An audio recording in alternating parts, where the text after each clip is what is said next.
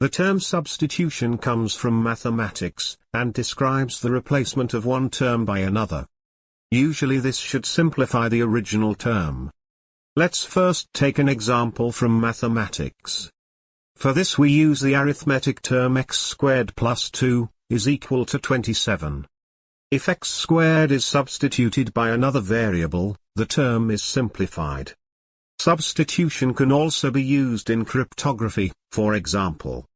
In the so-called Caesar cipher, all letters of the original alphabet are substituted by the letters of a ciphertext alphabet. The letters of the ciphertext alphabet are obtained by shifting the original letters by a predetermined number of positions in the alphabet. For example, one can shift the letters by 3 positions. The original letter, A, is then always replaced by the letter D, and the letter K by the letter N.